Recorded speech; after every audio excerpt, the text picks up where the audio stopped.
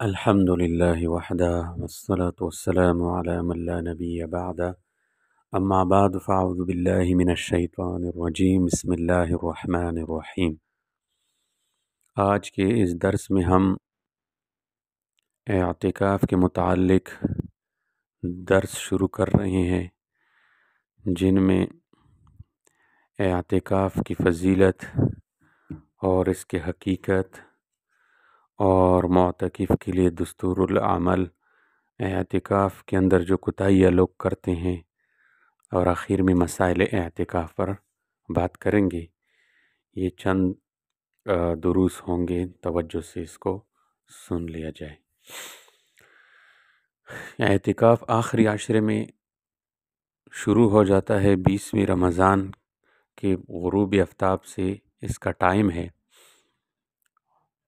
یہ جو آخری عشرہ ہے، یہ عشرہ جہنم سے آزادی کا ہے، لہٰذا جہنم میں لے جانے والے اعمال سے بہت اجتناب کیا جائے۔ اب تک غفلت کی اور گناہ نہیں چھوڑے تو اب تو چھوڑ دینا چاہیے۔ قرآن کریم کا نزول شب قدر میں ہوا، اور قرآن ایک عظیم الشان خدا بزرگ اور برتر کا کلام ہے، اس لیے جس زمانے میں وہ نازل ہوگا وہ زمانہ بھی مبارک ہوگا۔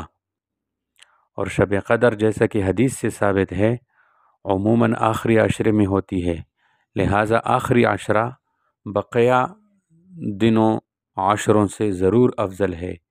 ایک فضیلت تو آخری عشرہ کی اس نزول قرآن سے ہوئی، اور دوسری فضیلت اس عشرہ کی شب قدر کی وجہ سے ہے کہ شب قدر اسی آخری عشرے میں ہوتی ہے، جس کے بارے میں فرمایا وما ادراک ما لیلۃ القدر لیلۃ القدر خیر من الف شہر۔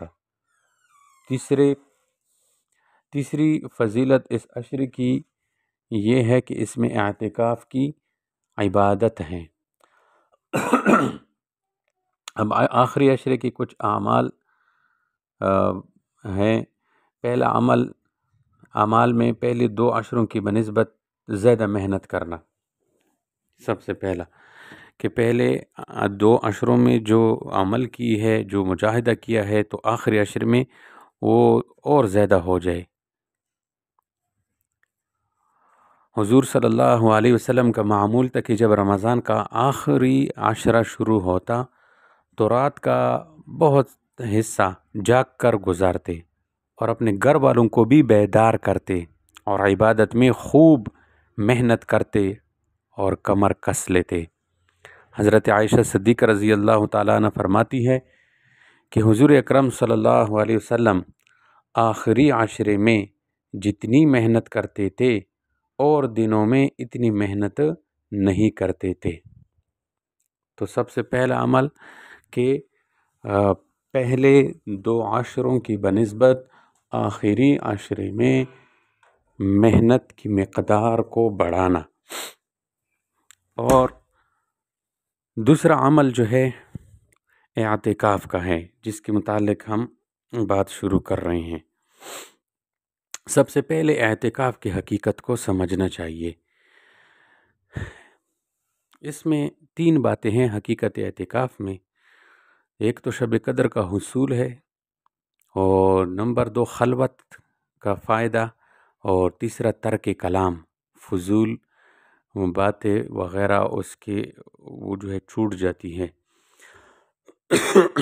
تو اعتکاف کی جو ہے روح ہے خلوت، اور خلوت کی حقیقت ہے ترک تعلقات، لیکن ترک سے مراد تقلیل، کمی کرنا ہے، یعنی جو تعلق غیر ضروری ہو، جس کے ترک کرنے میں ضرر نہ ہو، اس تعلق کو ترک کر دینا چاہیے، چاہے وہ ضرر دنیا کا ہو چاہے آخرت کا ہو۔ اور جو تعلق ضروری ہو، اپنے ذات سے متعلق ہو یا دوسرے سے، اس کو ترک کرنے کی ضرورت نہیں، کیونکہ اس میں کوئی ضرر نہیں۔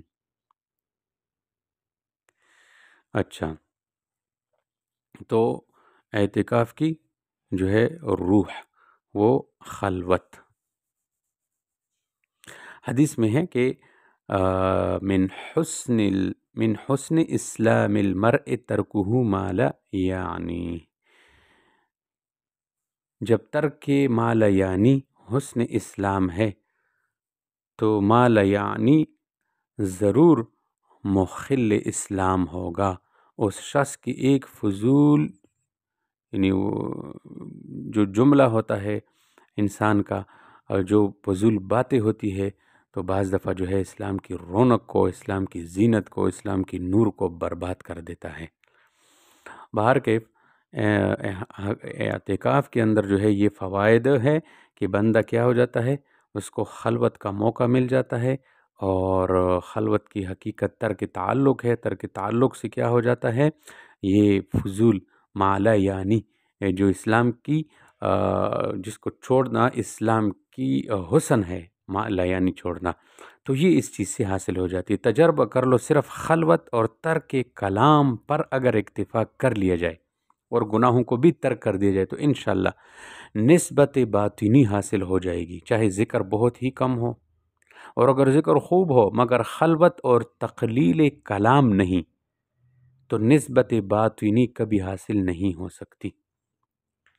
ابن قیم رحمۃ اللہ علیہ کہتے ہیں کہ اعتکاف کا مقصود اور اس کی روح دل کو اللہ کی پاک ذات کے ساتھ وابستہ کر لینا ہے کہ سب طرف سے ہٹ کر اسی کے ساتھ مجتمع ہو جائے، اور ساری مشغولیتوں کے بدلے میں اسی کی پاک ذات سے مشغول ہو جائے، اور اس کے غیر کی طرف سے منقطع ہو کر ایسی طرح اس میں لگ جائے کہ خیالات اور تفکرات سب کی جگہ اس کا پاک ذکر، اس کی محبت سما جائے، حتیٰ کہ مخلوق کے ساتھ انس کے بدلے اللہ کے ساتھ انس پیدا ہو جائے کہ یہ انس قبر کی وحشت میں کام دے گا۔ اس دن اللہ کی پاک ذات کے سوا کوئی مونس ہوگا نہ دل بہلانے والا۔ لہٰذا اعتکاف کی روح پانے کے لیے لا یعنی گفتگو، بیکار کے مشغلوں سے بہت زیادہ اجتناب کیا جائے۔ بہتر ہے کہ موبائل بھی ساتھ نہ ہو اعتکاف کے دوران۔ نبی پاک علیہ الصلوۃ والسلام نے رمضان المبارک کے پہلے عشرے میں اعتکاف فرمایا، پھر دوسرے عشرے میں بھی، پھر ترکی خیمہ سے جس میں اعتکاف فرما رہے تھے سر باہر نکال کر ارشاد فرمایا کہ میں نے پہلے عشرے کا اعتکاف شب قدر کی تلاش اور اہتمام کی وجہ سے کیا تھا، پھر اسی کی وجہ سے دوسرے عشرے میں کیا، پھر مجھے کسی بتانے والی یعنی فرشتے نے بتایا کہ وہ رات اخیر عشرہ میں ہے، لہٰذا جو لوگ میرے ساتھ اعتکاف کر رہے ہیں وہ آخر عشرہ کا بھی اعتکاف کریں۔ تو اس حدیث سے معلوم ہوا کہ اعتکاف کی بڑی غرض شب قدر کی تلاش ہے، اور حقیقت میں اعتکاف اس کے لیے بہت ہی مناسب ہے کہ اعتکاف کی حالت میں اگر آدمی سوتا ہوا بھی ہو تب بھی عبادت میں مشغول ہوتا ہے، شمار ہوتا ہے، تب بھی عبادت میں شمار ہوتا ہے۔ اعتکاف میں چونکہ آنا جانا اور ادھر ادھر کے کام بھی کچھ نہیں رہتے، اس لیے عبادت اور کریم آقا کی یاد کے سوا اور کوئی مشغلہ بھی نہ رہے گا، لہٰذا شب قدر کے قدردانوں کے لیے اعتکاف سے بہتر صورت نہیں۔ اور اعتکاف کے بہت سے فضائل بھی ہیں، بہت سے فضائل ہیں۔